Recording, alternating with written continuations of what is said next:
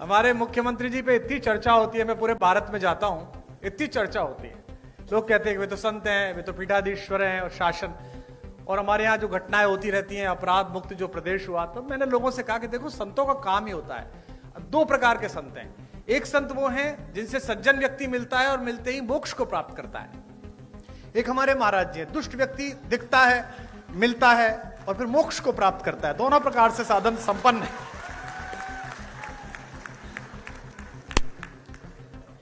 और आवश्यक भी है, क्या करें, देश ऐसी स्थिति में आ गया है। पहले डॉक्टर्स RX लिखते थे, वो RDX लिखने लगे हैं, क्या करेंगे आप। तो ऐसे समय में तो बहुत आवश्यक है। आदरणीय रक्षा मंत्री जी ने बड़ा उल्लेख किया। मेरा सौभाग्य रहा कि अटल जी की कृपा, उनका स्नेह मुझ पर भी रहा, और वो लगातार अपने घर पर एक गोष्ठी करते थे जिसमें रक्षा मंत्री जी की उपस्थिति होती थी, आदरणीय दिनेश भैया की उपस्थिति होती थी। तो पार्टी के सभी लोग बैठे हुए हैं आज यहाँ पर, बहुधा पार्टी के ही लोग हैं। तो तीन प्रकार की पीढ़ियां पार्टी में आ गई हैं। अटल जी की पीढ़ी थी जिसमें आदरणीय अडवाणी जी, जोशी जी, वो एक पीढ़ी थी। फिर आदरणीय रक्षा मंत्री जी की, प्रधानमंत्री जी की एक पीढ़ी आई। अब एक तीसरी पीढ़ी हमारे यशस्वी मुख्यमंत्री जी की, देवेंद्र फडणवीस जी की। तीन पीढ़ियां लगातार काम कर रही हैं और तीनों के दृष्टिकोण में अंतर है। अटल जी कहते थे कि आपके घर पर कोई कूड़ा फेंके तो आप स्वयं साफ कर दो। मोदी जी की, राजनाथ जी की पीढ़ी कहती है कि आपके घर पे कूड़ा फेंके तो आप उससे ही साफ कराओ। और मुख्यमंत्री जी की पीढ़ी कहती है कि आपके घर पर कोई कूड़ा फेंके तो आप कूड़े को भी साफ करो। आप में से कुछ कम लोग समझे, इसके लिए मैं आपका आभारी हूं। समय की मर्यादा है, सीमा है। मैं केवल एक कविता सुनाऊंगा, चूंकि आदरणीय मुख्यमंत्री जी को जाना है और वे बहुत व्यस्तता उनके बीच है, समय है। अटल जी जैसे लोग किसी देश में शताब्दी में एक होते हैं। जैसा राजनाथ जी ने कहा, आदरणीय रक्षा मंत्री जी ने, कि पद बड़ा हो जाना महत्वपूर्ण नहीं है, कद बड़ा हो जाना महत्वपूर्ण है। और मैंने स्वयं देखा, हम लोग BA की पहली साल में पढ़ते थे। हमारे यहाँ के एक यशस्वी पत्रकार थे शिव कुमार गोयल जी, आदरणीय राजनाथ जी उनसे परिचित थे। अटल जी उनके साथ वंदे मातरम में संपादक थे, वे सह संपादक रहे थे। हमने एक कवि सम्मेलन कराया, एक कार्यक्रम कराया, सृजन महोत्सव, और हमने उनसे कहा कि अटल जी को बुलवा दीजिए। अटल जी उस समय विपक्ष में थे, उस बार चुनाव नहीं जीत पाए थे। तो हमने बुलाने के लिए गए और वो आ गए, और हम उस कार्यक्रम को संपन्न करने के लिए कहीं से धन जुटा रहे थे। तो नगर के एक उद्योगपति जो साड़ी का काम करते थे, उस जमाने में हम उनसे 501 रुपया लेके आए। तो जो 501 जिसने दिया था, उसने कहा कि मैं भाषण दूंगा। ये बड़ा संकट का काम था, लेकिन अब वो 501 दे रहा था तो भाषण दिलाना था। तो वो अटल जी का प्रशंसक था। वो खड़ा हुआ और उसने कहा, मैंने कहा तुम ज्यादा मत बोलना अंकल जी, थोड़ी देर बोलना। बोले बस मैं 2 लाइन पढ़ूंगा। और उसने खड़े होकर कहा कि आज अटल जी आए हैं, बस मैं ये 2 पंक्ति पढ़ना चाहता हूं कि शहीदों की चिताओं पर लगेंगे हर बरस मेले। वो अटल जी के लिए कह रहा। अटल जी बहुत ठहाका मार के हंसे, लेकिन उस आदमी के संकोच को, जो पूरा मंच से घूर रहा था, उसने ठहाके से दूर किया। और जब भी मैं उनसे मिलने के लिए जाता था, दर्शन के लिए मिलने जाता था, प्रणाम करते थे, उन्हें बाप जी कहते थे, तो अक्सर पूछते थे, अरे भाई उनके क्या हाल है जिन्होंने मुझे जीवित शहीद बनाया था, वे कैसे हैं। तो वह बड़ा कद होना कि आप किसी बात का बुरा ना मानो, आप सदाशयता से लो। लखनऊ वालों, आपका सौभाग्य है, आपके संसदीय क्षेत्र का सौभाग्य है कि यहां से अटल बिहारी वाजपेयी जैसे कीर्ति पुरुष ने संसद में शोभा बढ़ाई। और आज मुझे अपनी तालियों के बीच यह कहने की अनुमति भी दें कि अगर एक राजनीतिक विचार का विश्वविद्यालय है अटल बिहारी वाजपेयी, तो इस समय भारतीय राजनीति में उनके सच्चे प्रतिनिधि आपके इस समय के सांसद हैं, जो उसके कुलपति हो सकते हैं, जो आदरणीय रक्षा मंत्री जी हैं। मैं एक कविता सुनाकर अपना स्थान लूंगा। आप बहुत दूर से आए हैं, मैं क्या करूं, घर जाऊं तुम्हारे? हाँ? मतलब हद हो गई, ऐसा ही बुलाने वाला ऐसे ही आने वाले। इतने बड़े बड़े भाषण सुनता हूं। आज बजट का भाषण में सुन रहा था मुख्यमंत्री जी का, बजट में ये हुआ, बजट में ये हुआ। मैं पूरा भाषण इस चक्कर में ही सुन गया कि इस बार बजट में हमने ब्रजेश पाठक को पैसे दिए कि कुमार विश्वास को दिया करो। लाइन ही नहीं आई वो वाली, बाकी सब आई, एक लाइन नहीं आई। उसके बाद मैंने बंद कर दिया, मैंने कहा अब खत्म है, अब चलो, अब जो मिलना ही नहीं है। 32-33 साल हो गए इसी क्रम को चलते हुए, छात्र राजनीति से लेकर आज तक, ना मुझे मिला ना उसने दिया। तो अब जितना मिल रहा है बेटा, ये लाल लभाव में मिल रहा है, जो भी मिल रहा है। हाँ, मैं एक कविता आपको सुना रहा हूं। आधी सदी बीत गई जीवन की और मैं कभी भी वैष्णो देवी नहीं गया था। हमारे यहां ये धारणा है कि भगवान जब बुलाते हैं, भगवती जब बुलाती है तभी जाना पड़ता है, तभी पहुंचना पड़ता है। इस बार नवरात्र में वहां के ट्रस्ट का आदेश आया कि पहली नवरात्रि पर माता के द्वार पर आप कुछ सुनाइएगा। तो मैंने सोचा कि जो भजन चल रहे हैं, जो कविताएं चल रही, उन्हें तो क्या सुनाना, कुछ नया लिखना पड़ेगा। तो मैंने एक कविता लिखी और पिछले साल से इस साल के बीच में जो प्राथमिक रूप से कुछ कविताएं लिखी हैं, उनमें यही एक श्रेष्ठ कविता मुझे लगती है। और यहां पर एक संत व्यक्तित्व भी मंच पर हैं जो संयोग से हमारे मुख्यमंत्री हैं, मैं उनको भी समर्पित करता हूं। आदरणीय रक्षा मंत्री जी और सभी यहां पर लोग बैठे हैं, उनको भी समर्पित करता हूं। पहली पंक्ति को आप पकड़ लेंगे, उसे गुनगुनाएंगे, गाएंगे तो मुझे अच्छा लगेगा, निवेदन करता हूं। जो लोग मोबाइल रिकॉर्ड कर रहे हैं वो आराम से सुने तो ज्यादा बेहतर लगेगा। आपकी तालियां ही मेरा पारिश्रमिक है, इस बात का आप ध्यान रखें। कि भवानी, पहली पंक्ति आ रही है, इसे संभालिएगा। मैंने वहां द्वार पर बैठकर मां को क्या सुनाया कि भवानी सुन लो राम कहानी, भवानी सुन लो राम कहानी, भवानी सुन लो। जब तक आपकी आवाज नहीं आएगी, चाहे मुख्यमंत्री जी जाएं चाहे ना जाएं, यही लाइन चलेगी। भवानी सुन लो राम कहानी, भवानी सुन। रोज नई लगती है लेकिन है ये परम पुरानी। अगली पंक्ति जो समझ जाएंगे उनकी तालियां गूंजेंगी।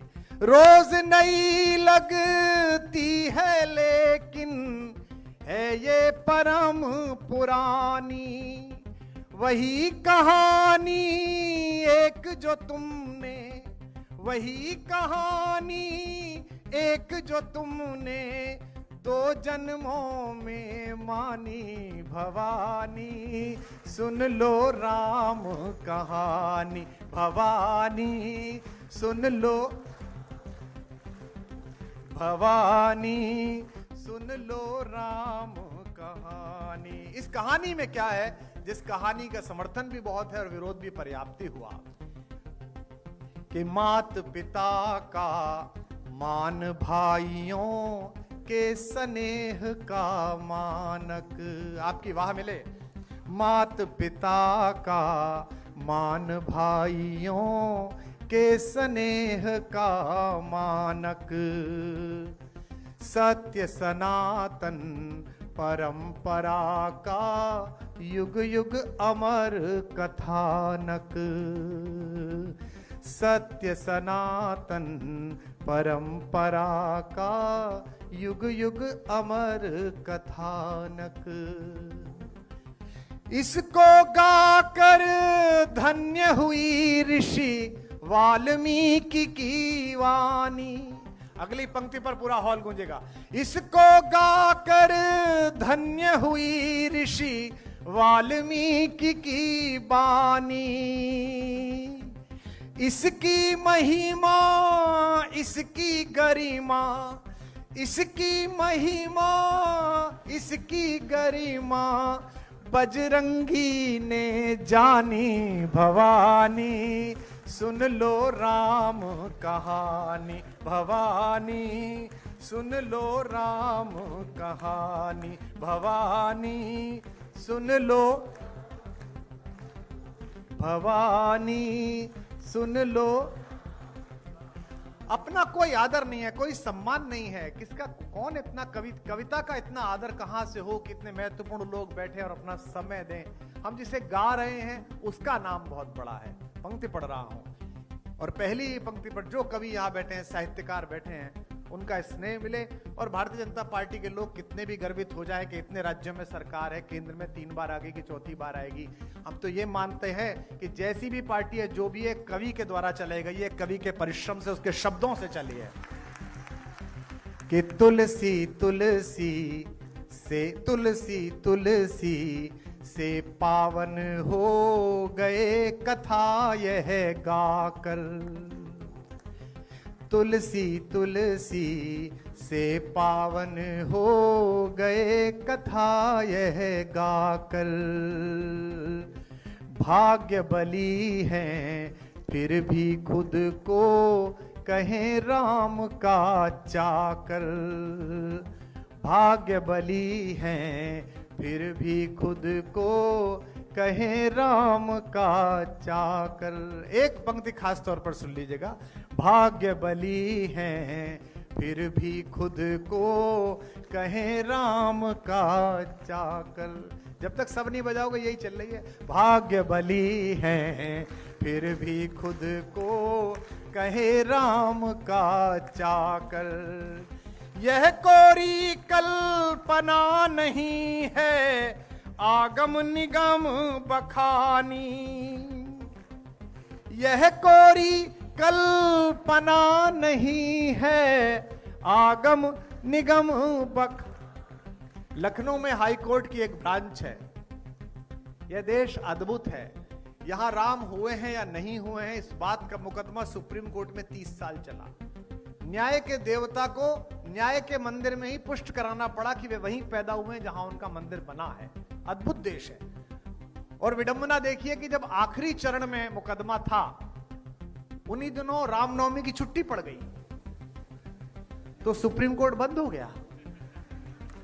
तो हमने मिलॉर्ड से फोन करके पूछा कि अगर नहीं हुए तो छुट्टी क्यों हुई थी, और छुट्टी हुई है तो हुए ही होंगे। तो मैं गोमती के तट पर पंक्ति पढ़ रहा हूं।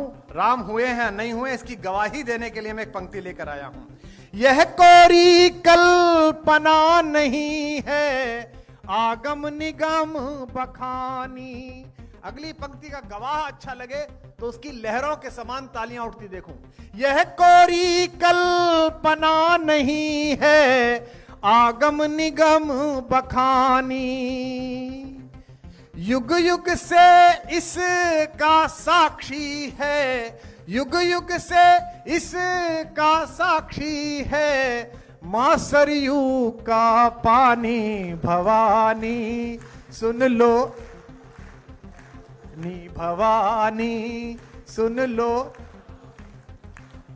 भवानी, सुन लो। आपकी आवाज कम आ रही है। भवानी सुन भवानी। अंतिम बंद इस कविता का पढ़ रहा हूं कि वंचित वनवासी गिरिवासी। देखिए नया परिवर्तन होता है सोच में, संस्कार में। वर्षों से चली आई एक पद्धति बदलती है तो चीजें कसमसाती हैं। ये कसमसाहट का दौर है। यहां नए साल पर पहली बार ऐसा हो रहा है कि आगरा में जो एक कब्रिस्तान है सफेद रंग का, उसे देखने जाने की बजाय युवा ज्यादा मात्रा में आगरा की बजाय अयोध्या जी जा रहे हैं, वृंदावन जा रहे हैं। परिवर्तन हो रहा है। तो बदलते में देर लगेगी और तर्क का उत्तर दिया जा सकता है, कुतर्क का नहीं दिया जा सकता। जिनको लगता है कि धर्मनिरपेक्ष देश है, इसमें इतना राम क्यों, इतनी रामनवमी क्यों, धर्मनिरपेक्ष है तभी तो सब चल रहा है। अगर राम रिश्तेदार नहीं है, राम पूर्वज नहीं है, तो इतनी सारी क्रिसमस मन रही है, हम ही लोग मना रहे हैं। सेंटा क्लॉज कौन हमारे फूफा जी थे, फिर भी मना रहे हैं ना, इतना अच्छा मना रहे हैं। तो देश में सभी का आदर है। तब कह रहा हूं, निवेदन करता हूं कि भवानी सुन लो भवानी। कैसी कहानी है। वंचित वनवासी गिरिवासी जिसमें बने सहायक। वंचित, हमारे संजय निषाद जी बैठे हैं, कम हंसा करो। हाँ अभी वीडियो पे हंस दिए थे, कितना बुरा लगा है थोड़ा। लेकिन ये निषाद हैं, ये मुझसे जब भी मिलते हैं हाथ मिलाते हैं। मैं कहता हूं भाई आपसे हाथ नहीं मिला सकता, आप हमारे बॉस के मित्र के घर से हो। हम तो सेवक लोग हैं, हम लोग तो राम जी के चरणों की धूल के दास हैं। आपने तो उनसे भी वसूल करवा लिया था। तो अगर इस सरकार में वसूल है कर रहे हैं तो इसमें समस्या क्या है। राम जी की सरकार है तो निषाद वसूल कर रहा है, उसमें क्या है। पर मुझे यह पता नहीं था कि एक नाव पार कराने की इतनी बड़ी फीस देनी पड़ेगी कि एक आदमी को मंत्री बनाना पड़ेगा। बताइए कि वंचित वनवासी गिरिवासी जिसमें बने सहायक।